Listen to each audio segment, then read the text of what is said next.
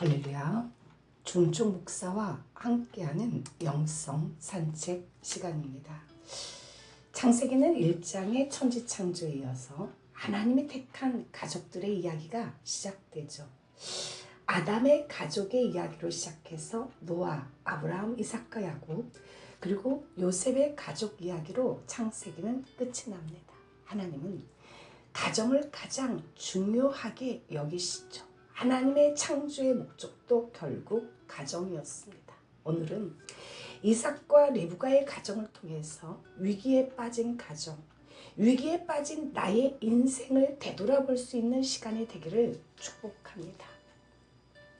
아브라함의 종은 하나님의 인도하심 속에 부두엘의 딸인 리브가를 택하여 데리고 왔죠. 이삭은 리브가가 도착하자 그녀를 인도하여 그의 어머니 사라의 장막으로 들어가게 하고 아내로 삼고 사랑하였습니다. 이삭은 어머니 별세의 마음이 참 쓸쓸하였는데 그녀로 인하여 위로를 얻었죠. 하지만 아내 리브가가 임신하지 못하자 이삭은 인간적인 방법을 쓰지 않고 오랜 시간을 아내를 위하여 하나님께 기도하였습니다. 창세기 25장 21절에 이삭이 그의 아내가 잉태하지 못함으로 그를 위하여 여호와께 간구하였다라고 하죠. 본문에서 이삭이 리브가를 위하여 간구했다라는 말은 히브리어로 아타르입니다. 이 아타르라는 단어는 일평생 하나님 앞에 향을 계속해서 피우는 것을 말하죠. 이삭과 리브가의 기도가 얼마나 지속적이었는지를 보여주는 단어죠. 하나님께서는 아브라함에게 후손이 바다의 모래같이 하늘의 별과 같이 많을 거라고 하셨죠. 그렇다면 이삭도 자식을 낳아야 되죠. 이삭은 하나님, 내 아버지 아브라함이 갈대아 우르에 있을 때 말씀하시지 않았나요?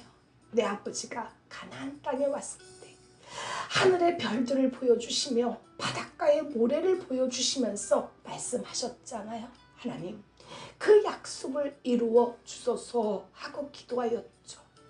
20년 동안 리브가를 위해 이삭이 기도하자 하나님이 약속하신 그 자녀가 태어났습니다. 하나님께서 이삭의 간구에 응답하셔서 리브가가 쌍둥이를 임신하게 되었죠. 리브가의 태에서 먼저 나온 아기는 붉고 전신이 털옷 같아서 이름을 에서라고 하였고, 후에 나온 아기는 손으로 에서의 발꿈치를 잡았으므로 야곱이라고 하였습니다. 그래서 이삭은 순식간에 4명의 가족을 이루게 되었죠. 100세에 얻은 아들을 하나님께 바치려 했던 아브라함의 신앙도 위대했고, 그 아버지의 묵묵히 순종하면서 자신의 목을 내밀었던 이삭 역시 대단한 사람이죠. 이렇게 멋진 아브라함과 이삭을 할아버지와 아버지로 삼고 태어날 수 있는 이 기가 막힌 행운을 얻은 믿음의 명문 가문에서 태어난 에서와 야곱은 대체 얼마나 행복할까요? 하지만 마음이 아프게도 이삭과 리브가의 가정에 가장 큰 문제점이 하나가 있는데 그것은 바로 부모의 편애입니다. 다 같이 창세기 25장 27절과 28절 같이 읽습니다.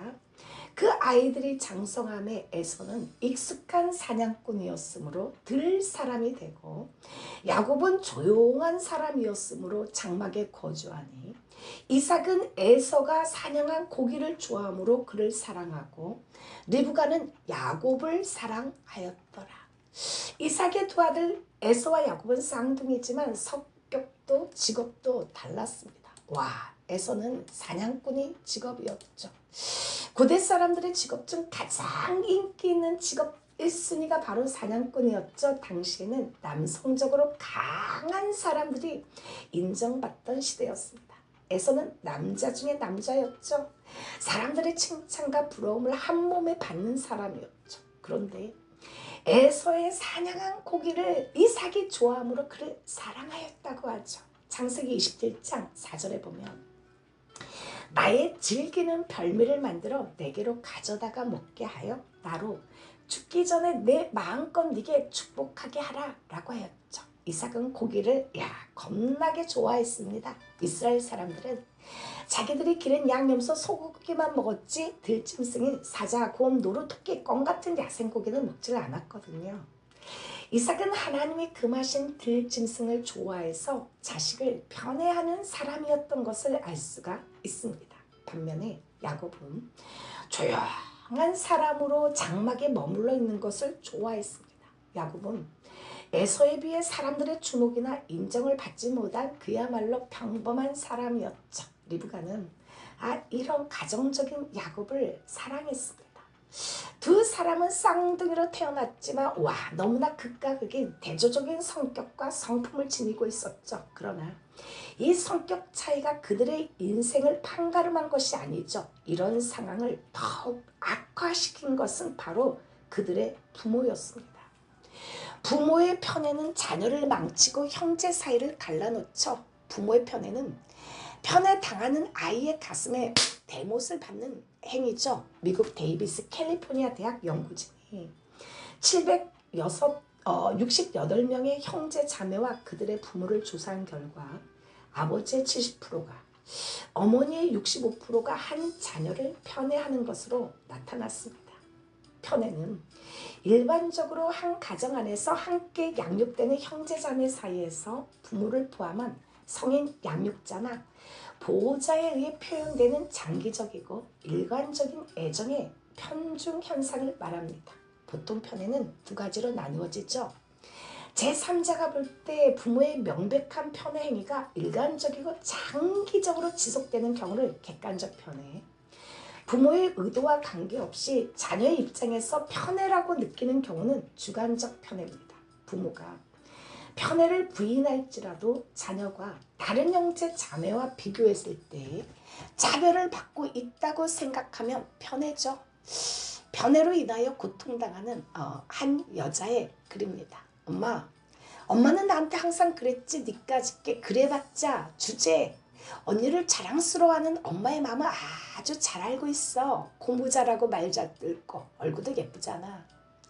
언니가 해달라는 건 한 번도 안 해준 적이 없지. 가외시켜달라면 가외시켜주고 배낭여행 달라고 보내달라고 하면 보내줬잖아. 그런데 나는 왜 안 해주냐 라고 하니까 그럼 너도 언니처럼 공부를 잘하면 되지 않냐? 라고 했지. 명문대 나와 좋은 직장 간 언니가 좋은 신랑 만나 결혼한 게 엄마 인생 최고의 성취라는 거 알아. 그래서 우리 애 말고 언니 애들을 키워주는 거겠지. 언니 집 살 때 나 몰래 돈 보태준 거 알고 있어. 그럴 수 있다고 생각해. 그런데 말이야 엄마, 우리 애한테까지는 그러지 않았으면 좋겠어. 친정에 가면 조카들 사진으로 벽에 도배가 되어 있는데 우리 애 사진은 없더라. 엄마 핸드폰을 열어도 온통 조카들 사진뿐이지. 조카들이 침대에서 뛰면 떨어질라 조심해라 팔을 둘러막으면서도 우리 애가 뛰면 야 침대 꺼진다 그만 뛰어 가시독친 소리를 하시대요. 이번 설에 나 봤어. 엄마가 조카들 앞으로 갈비며 전이며 죄다 옮겨주는 거. 조카들 참 귀하지. 그런데 내 마음이, 그런 엄마를 보는 내 마음이 왜 이렇게 싸늘하게 얼어붙을까? 엄마는 나를 왜 낳았지? 짐 싸며 내 나이 생각했어. 왜 이렇게 일찍 가냐고 묻는 엄마한테 이런 소리를 하면 또 속 좁게 군다고 하시겠죠. 하지만 내 아이만은 엄마한테 그런 대우 안 받게 하고 싶어.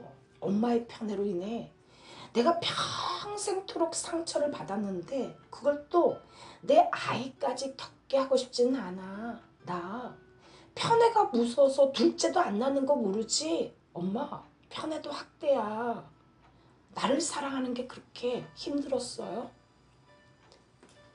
이 시간에 찬양, 인생길 험하고 마음 지쳐 살아갈 용기 없어질 때 한 곡 올려드립니다.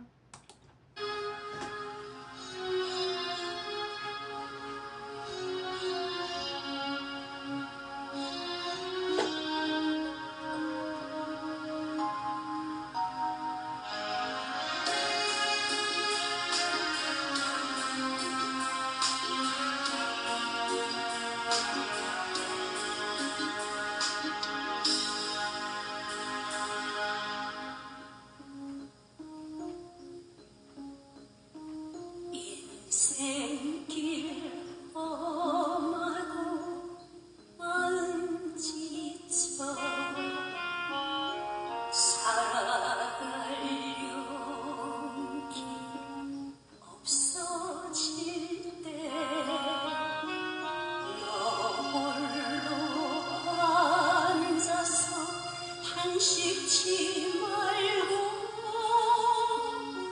예수님 부르러 나오시오. 예수 나의 생명 믿음 소망 사랑 되시는 십자가 보혈 자비의 손길로 상처 입은 너를 고치시리. 평생의 모든 꿈 허물어져 세상의 친구 다 떠날 때 어둠에 앉아서 단식치 말고 예수님 부르러 나오시오. 예수 나의 생명 믿음 소망 사랑 되시는 십자가 보혈 자비의 손길로 상처 입은 너를 고치시리.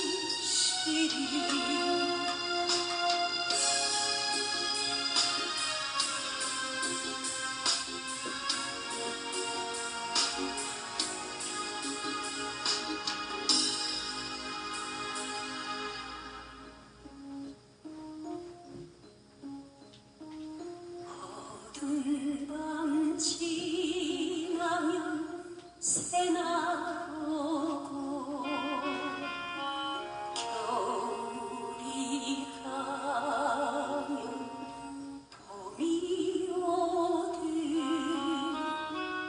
이 세상 슬픔이 지나고 나면 광명한 새날이 다가오네. 예수 나의 생명 믿음 소망 사랑 되시는 십자가 보혈 자비의 손길로 상처 입은 너를 고치시리. 예수 나의 생명 믿음 소망 사랑 되시는 십자가 보혈 자비의 손길로 상처 입은 너를 고치시리.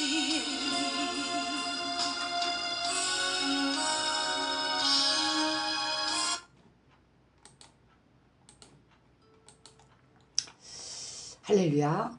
편애의 이유는 사람마다 다 다르죠. 자신과 닮은 외모나 기질 때문에 특정 아이를 편애할 수도 있고 가장 먼저 낳은 아이나 막내를 편애할 수도 있습니다. 성별이 기준이 되기도 하고 아이의 능력이나 성취가 원인이 되기도 하죠. 반대로 한 아이가 훨씬 문제적이고 병약할 때 더 많은 주의와 관심을 필요로 한다는 이유로 편애할 수도 있습니다.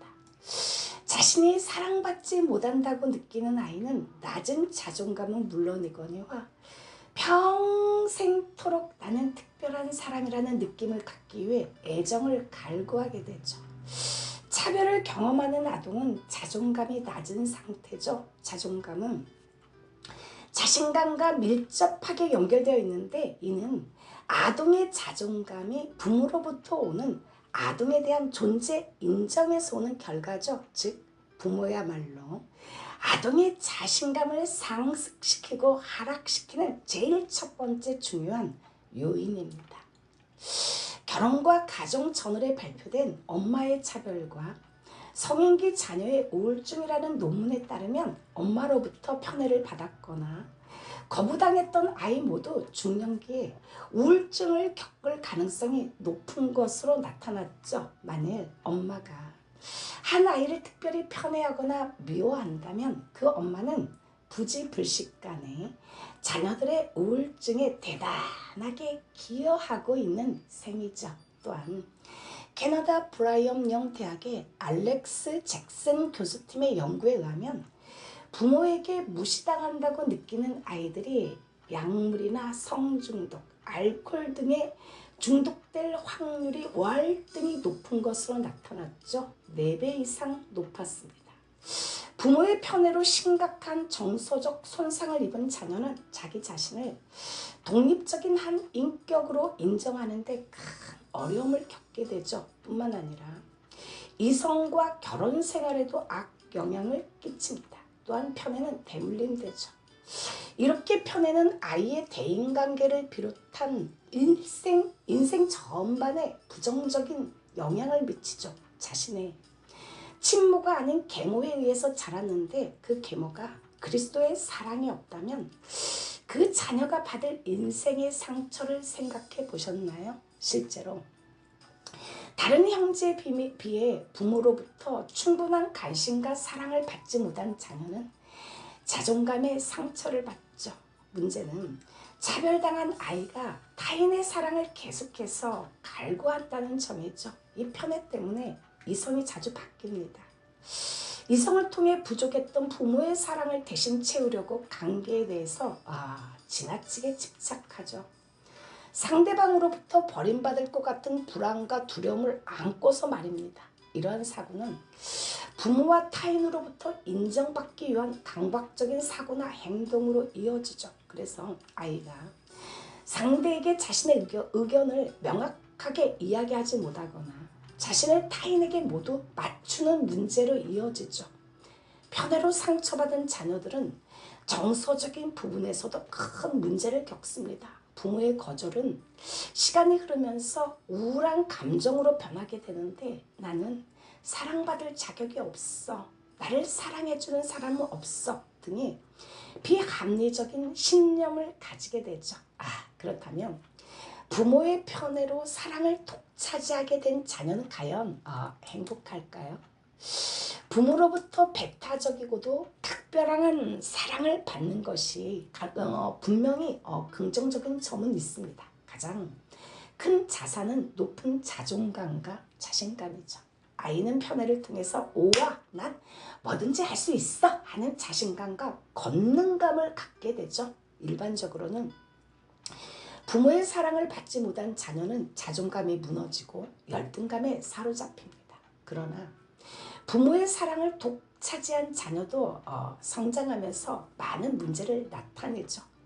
부모의 사랑을 독차지하는 데 익숙한 아이는 아무래도 유치원이나 학교에서 좌절하기 쉽습니다. 선생님은 부모처럼 일방적인 사랑을 퍼부어주지 않기 때문이죠. 거기에서는 좌절과 단체 생활에 적응하지 못하거나 인성 발달의 문제를 일으키는 경우가 많죠. 사랑을 독차지한 아이는 부모만큼 자신을 사랑해 줄 수 있는 사람을 찾지 못하면 친밀한 관계 맺기에 어려움을 겪을 수 있습니다.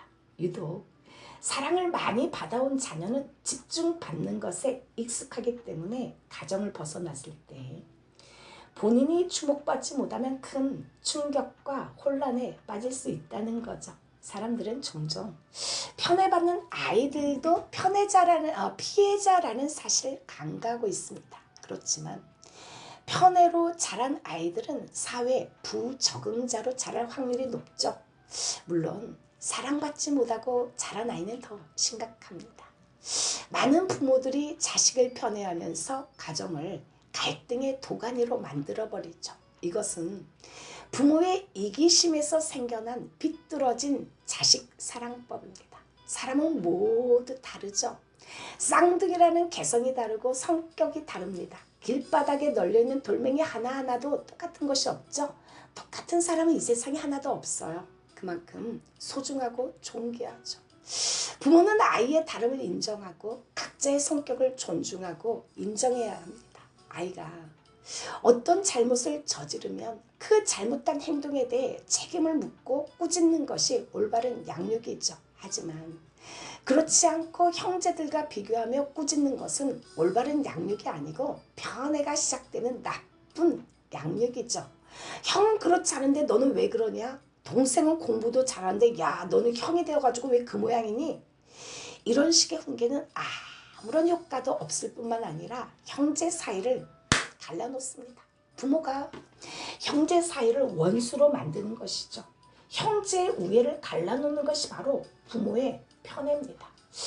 편애를 경험한 아이는 부모가 편애하는 바로 그 아이를 죽이고 싶은 마음을 갖죠. 이삭과 리브가는 두 아들을 서로 편애했습니다. 그 결과 형이 동생을 죽이겠다고 결심하는 단계까지 이르게 됩니다. 창세기 21장 41절에 보면 에서가 야곱을 미워하여 심중에 이르기를 아버지를 곡할 때가 가까웠은즉 내가 내 아우 야곱을 죽이리라. 야곱 역시 요셉에게만 예쁜 채색 옷을 입히죠. 똑같이 다른 형제들에게도 채색 옷을 입히지. 참 야곱의 편애로 인해 형제들은 채색 옷을 입은 요셉을 죽이기로 결심을 하죠. 부모의 마음속에 자식을 편애하는 마음을 발견하였다면 자식에게 상처를 줄일 방법을 찾아야 하죠. 가장 간단한 방법이 감축입니다. 초등학교를 다닐 때 교과서에서 나온 황희정승의 에피소드는 그야말로 누구나 다 알고 있죠. 소 2마리를 끄는 농부에게 황희정승이 물었습니다. 소들이 참 힘이 좋네. 그런데 어떤 소가 더 힘이 센가? 농부는 갑자기 일손을 놓더니 황희정승에게 가까이 다가왔죠. 대감님, 저쪽 놈이 조금 더 낫습니다요. 그는 입을 손으로 가리며 조그맣게 말했죠. 황희정승은 의아해하며 물었습니다. 아니 그 말이 뭐가 그리 중하다고 이렇게 귓속말을 하는가? 그러자 농부가 공손히 대답했죠. 힘이 약한 녀석이 듣고 기분이 상할까봐 그랬습니다. 참 기가 막히지 않은가요? 편의 해악을 절감했다면 어떻게 자식들을 공평하게 대할지 고민해야 되죠. 자녀가 부모에게 오빠 나중에서 누가 제일 좋아? 라는 질문에 엄마는 오빠와 너를 똑같이 사랑해 라고 말하기보다는 이 넓은 세상에 너는 딱 한 명밖에 없잖아.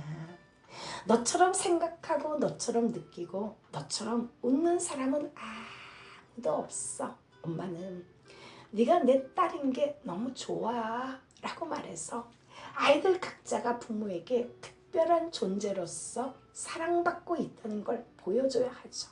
우리가 배에 타고 있다가 한꺼번에 다 물에 빠지면 아빠는 누구를 구해줄 거예요? 라고 묻는다면 제일 어린 사람, 제일 가까이 있는 사람 식으로 대답하지 말고 그거 생각하기도 싫을 정도로 끔찍한 일이구나. 아빠한테는 너희 모두가 다 특별하거든. 한 명 한 명이 다 다르니까 라고 대답하는 게 현명합니다. 칭찬할 때도 마찬가지죠. 넌 참 숙제를 빨리 마쳤네. 오빠는 1시간이나 걸리는데 같은 말은 오빠가 안 듣는 데서라면 문제가 없어 보이죠. 하지만 이런 식의 비교 우위에 입각한 칭찬은 한 아이에게 다른 형제를 무시하게 만드는 특권을 줄 수 있죠. 아빠는 오빠를 별로라고 생각하는구나 라고 여기게 될 뿐 아니라 자기 위치를 유지해야 한다는 압박감과 다음번에 잘하지 못하면 남몰래 비난받을지도 모른다는 불안감을 갖게 되죠. 아이들과 대화할 때는 언제나 1대1의 관계로만 하는 게 좋습니다. 동생은 피아노를 잘 치는데 저는 피아노에 재능이 없는가 봐요 라고 말하는 아이에게 대신에 넌 운동을 잘하잖니? 같은 칭찬은 답이 아니죠. 동생과는 상관없어.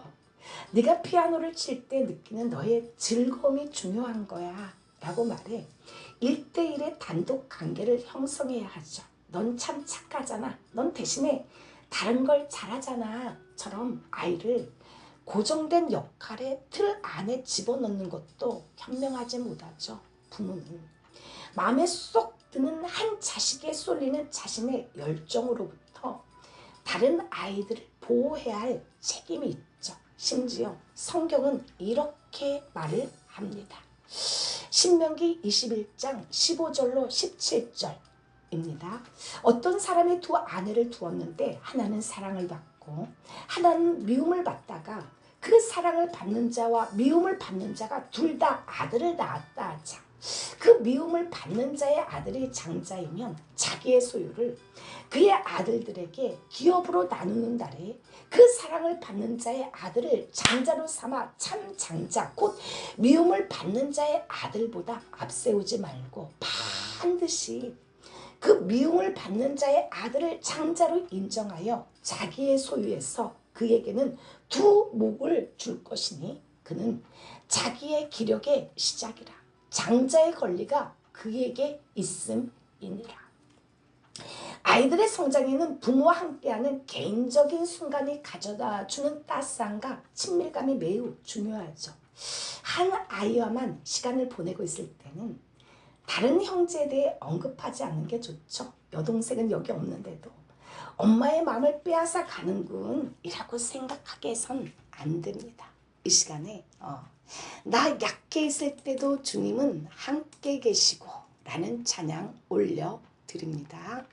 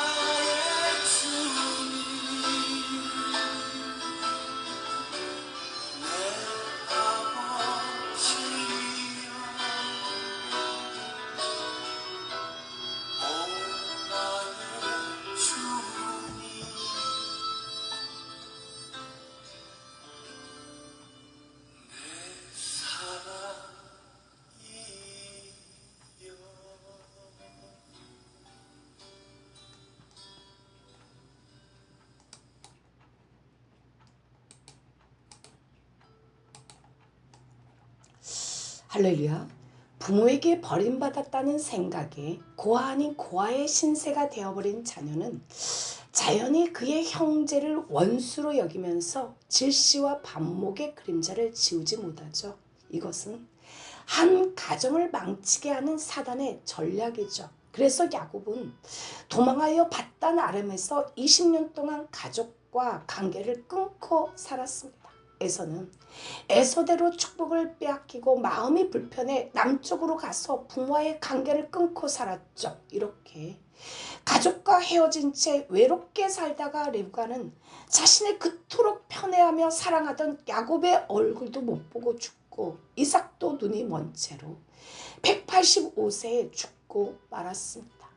어떤 부모는 재산을 가지고 자녀를 조종하죠. 소위 부모에게 순종하고 효도하는 정도에 따라 재산을 차별해서 나누어 주는데 이 같은 잘못된 자녀 조종법은 부모에 대한 철저한 불신과 거짓 사랑 그리고 형제 사이의 반목과 갈등만을 낳게 되지요. 혈연해체가 급증하고 있습니다. 바로 부모 자식 간 형제 자매 간 벌어지는 소송 때문이죠. 지난해 하루 7건씩 혈연이 해체되었죠. 가정법원 정용신 공보판사는 이혼으로 인해 가족 해체에 이어 소송으로 인한 혈연 해체가 가속화되고 있다. 주로 부모의 상속 재산을 두고 벌어지는 분쟁이 많다. 소송 과정에서 혈연 관계는 남보다 못하게 되어버린다. 사회 경제적 분쟁 방지 대책이 필요하다고 말했죠. 편애를 하는 많은 부모들이 자신이 편애하는 이유를 합리화하거나 인정하지 않는 경우가 많죠. 그렇지만 콩 심은 데 콩 나고 뿌린 대로 거두는 법이죠. 편애에 피해를 받고 자란 아이가 나중에 자신이 학대받았음을 절감하면 늙은 부모에게 연락도 하지 않고 아파도 병문안도 오지 않고 생활비 한 푼 안 보내주거나 심지어 부모가 죽어도 장례식조차 찾지를 않습니다. 뭐 이 정도면 약가죠. 특히 편애가 차별받는 아이에 대한 학대로 이어졌을 경우에는 생계를 꾸려나갈 수 있는 성인이 되자마자 멀리 가버리고 연락을 끊으려는 빠른 의절로 이어지죠. 사실 그게 아동학대 피해자에게는 가장 좋은 선택입니다. 실제로도 가족과 친척 간의 관계를 아예 끊고 나서야 자신의 진정한 행복을 찾아서 행복한 인생을 보내고 있는 사례까지 존재할 정도니까요. 하지만 의절로 끝나면 그나마 다행이죠. 편애를 일삼는 늙은 부모가 자식에게 자신을 부양하지 않으면 경찰에 신고하겠다고 협박하거나 법원에다가 소송을 걸겠다며 멱살을 잡기도 하죠. 부모가 자식을 키울 때 자신이 한 행동은 생각도 안 하고 상처를 받은 자녀에게 찾아가서 부모가 늙을 때 받아주지도 않는다고 내가 너를 어떻게 키웠는데 하면서 배륜이라며 몰아가기에 싫어도 강제로 착취를 당해야 하는 자녀의 아픔이 있죠. 보건복지부 아동권리보장원에 따르면 2017년부터 21년까지 5년 동안 191명의 아동이 부모의 가정폭력으로 숨졌습니다. 사망까지 이르지 않은 아동학대는 부지기수죠. 조선시대 대표적 비극서사인 사도세자의 이야기 아시죠? 명조는 목숨을 건 정치투쟁 끝에 왕자에 앉았으나 형 경종을 독살했다는 구설수에 평생 시달렸습니다. 친모마저 천민 출신 나인이었죠. 본능적으로 왕의 권위에 예민했습니다. 자식만큼은 큰결 얻기를 원했죠. 첫 세자를 잃고 후사가 없던 차에 마침내 아들이 태어났습니다. 우리가 너무 잘 아는 바로 사도세자죠. 아들에 대한 영조의 애정은 크게 달했습니다. 하지만 도를 넘은 집착이었죠. 아이의 자연적 성장 관계를 아예 무시한 채 자기 기준으로 다그쳤죠. 아이로서는 24시간 그런 감옥도 없었습니다. 10살쯤 아이는 빗나가기 시작했죠. 그럴수록 아버지의 분노와 질책 강도도 세졌죠. 아이는 그런 아버지를 무서워하면서도 눈을 피해 일탈하는 요령도 터득해 갔죠. 10대 후반에는 아버지에 대한 두려움과 증오심이 하루에도 몇 차례 분노를 주체할 수 없어 살인도 서슴지 않았습니다. 애꿎은 내간과 궁녀가 수도 없이 죽었죠. 아버지를 죽이겠다는 언동도 주저하지 않았습니다. 결국 영조는 28살 된 아들을 뒤주에 넣어서 굶겨 죽여버렸죠. 아버지는 자기 콤플렉스를 물려주지 않으려다가 그만 집착에 빠져 아들을 망쳐버렸습니다. 그는 아버지가 아니라 아주 그냥 어묵한 교관이었죠. 할아버지가 아버지를 죽이는 그 기가 막힌 광경을 목격한 손자 정조는 어려서부터 이미 눈치가 백단이었죠. 하지만 그럴수록 내면의 트라우마도 강해졌습니다. 그는 아무도 믿지 못했죠. 그러다가 가로사로 죽었습니다. 원인 제공자는 당연히 할아버지 영조였죠. 영조는 부모로서는 빵점이었습니다. 어느 아들이 고백합니다. 저는 아버지가 참 무서워요. 아버지는 집에서 매우 권위적이고 권력이 강했죠. 어렸을 때 텔레비전을 보고 있는데 아버지가 갑자기 집에 들어오시더니 싸다귀를 갈기면서 매를 마구 때렸습니다. 알고 보니 텔레비전을 보느라고 동생이 밖에서 놀다가 다친 것을 몰랐는데 다친 동생을 발견한 아버지는 화가 나서 다짜고짜 저를 때리기 시작한 것이죠. 이처럼 애고도 없이 매를 맞는 일이 여러 번 있었습니다. 친구들의 아버지는 친구처럼 편하게 대해준다고 자랑도 하는데 저놈들 친구들에게 아버지는 무서워 이 한마디만 했습니다. 권위적인 부모는 모든 것을 부모 뜻대로 하려고 하죠. 이런 부모에게서 자라나는 아이는 자발성과 창의성이 없습니다. 스스로 뭔가를 하려고 하지 않죠. 권위적인 부모는 자주 잔인함과 비융통성 그리고 화를 잘 내죠. 그런 형태로 아이를 다룹니다. 그의 기분은 너무나 광범위하고 애측 불허하게 움직여서 가족 구성원 모두가 그에게 복종하고 그의 요구를 들어주어야 한다고만 생각합니다. 전제적인 부모는 자기 중심적인 성격 장애를 가지고 있죠. 그의 필요가 적절하게 채워지지 않아서 가족 구성원들을 교란시키는 것으로 보상을 받으려고 합니다. 이러한 분위기에서 생활하는 아이들은 불신과 두려움의 감정을 가지고 성장하죠. 자기도 모르게 부모에 대한 적개심을 쌓습니다. 그러다가 사춘기가 되거나 대학에 들어가서 일탈적인 행동을 막 하게 되죠. 입시 시험을 본 다음은 술을 마시고 노래방 가고 담배 피우고 춤을 추며 매달리죠. 한편으로 고등학교까지 자식에게 목을 매달았던 어머니 역시 자녀가 대학에 입학하고 나면 아주 심각한 우울증에 빠지고 허탈감에 시달리죠. 그래서 많은 부모들이 자신의 자녀가 대학에 들어간 후에 심각한 후유증을 앓습니다. 자녀에 올인했던 부모는 할 일이 없어지고 자녀는 계속 부모에게 벗어나려 하기 때문이죠. 그래서 어떤 부모는 자녀의 대학 수강 신청까지 대신해주고 시험장까지 따라다닙니다. 권위적인 부모도 문제지만 권위 없는 부모도 문제죠. 권위 없는 부모는 한마디로 해서 부모의 말발이 서지 않는 경우를 말합니다. 부모가 자녀에게 무언가를 지시하고 요구해도 자녀가 전혀 들을 생각이 없어요. 그것은 결국 부모가 그렇게 만들었죠. 이것은 대개 부모가 원칙이나 약속이 자주 바뀌거나 말로는 안 된다고 하면서도 모든 것을 들어주는 경우에 발생하죠. 자녀가 장난감을 사달라고 했을 때 한두 번 안 된다고 했다가 아이가 떼를 쓰거나 조르면 결국은 사주는 경우가 이에 해당하죠. 지금도 많은 부모들이 집단 히스테리에 걸린 듯이 자식을 옮아냅니다. 자식에게 집착하는 순간 부자 관계는 깨어지죠. 부모가 자신의 욕망을 자식에게 투영하면 그 관계는 결국 파국으로 치달립니다.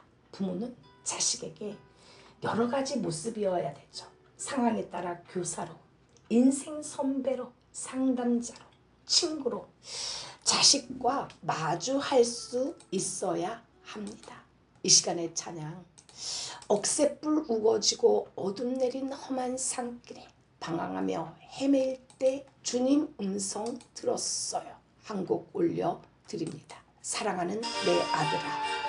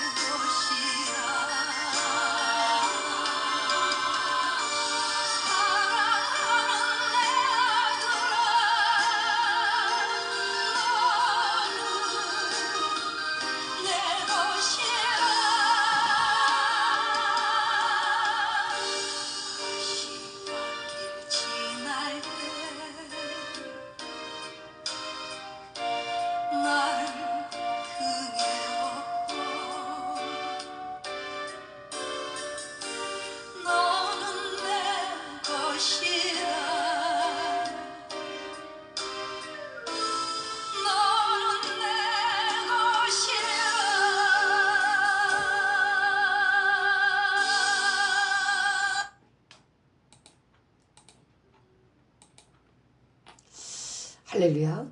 편애는 다른 역기능적 요소처럼 대를 이어 반복되는 경향이 있죠.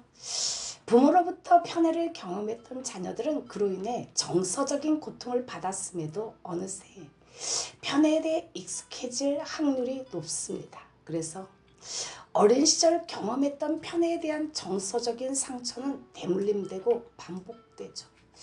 부모의 편애를 경험한 야곱 역시 자신의 자녀에게 똑같은 실수를 반복하죠. 야곱의 편애의 대상은 우리가 너무나 잘 아는 요셉이죠.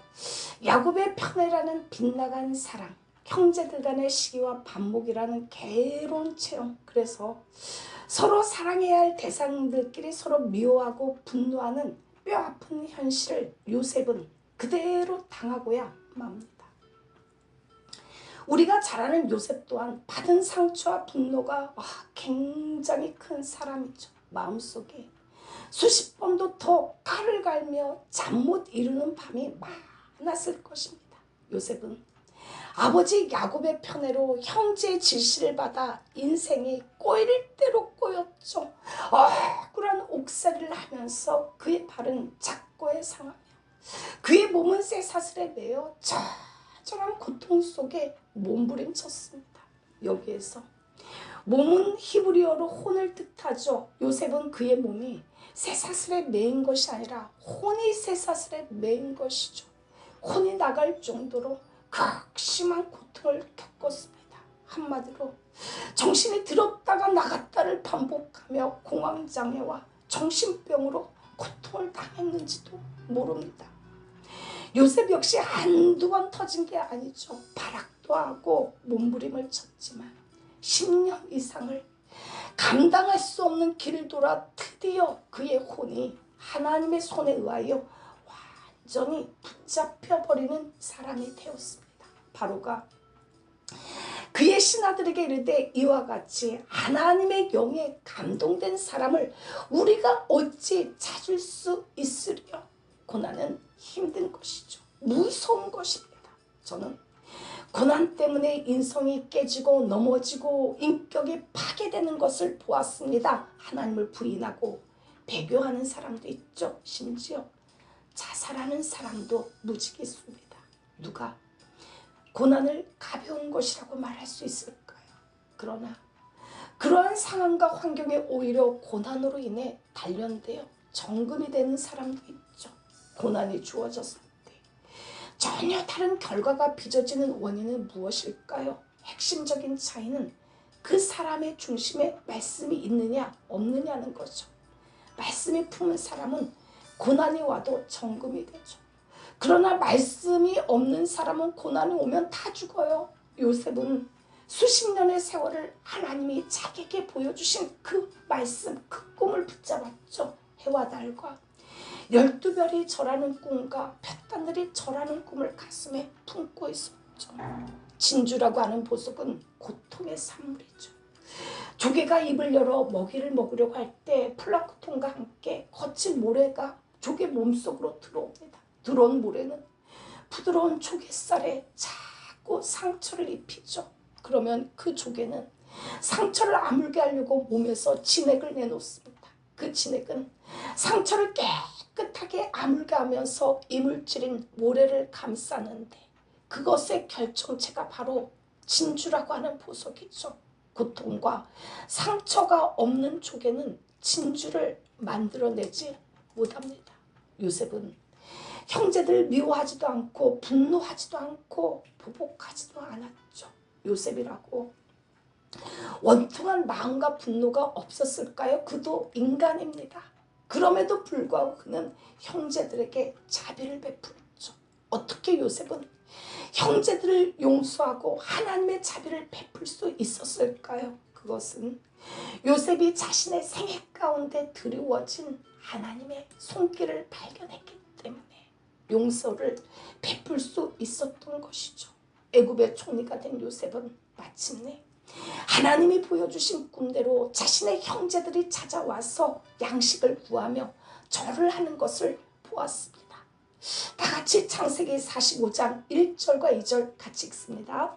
요셉이 시종하는 자들 앞에서 그 정을 억제하지 못하여 소리질러 모든 사람을 자기에게서 물러가라 하고 그 형제들에게 자기를 알리니 그때 그와 함께한 다른 사람이 없었더라. 요셉이 큰 소리로 우니 애굽 사람에게 들림에 바로의 궁중에 들리더라. 부모인 이삭과 리브가의 편애, 아들 야곱에 의해 대물림된 편애로 인한 비극, 그리고 손자 요셉이 안고 살아야 했던 여러 가지 가정적 문제들, 모든 것들은 오늘날 우리 가정에서도 흔히 볼 수 있는 일반적인 문제들입니다. 오늘 당신의 가정은 어떤가요? 남의 집 이야기라고 말할 수 있는가요? 종류만 다를 뿐이지 가정 문제가 얼마나 많은가요? 우리는 모두 다 연약한 인간입니다.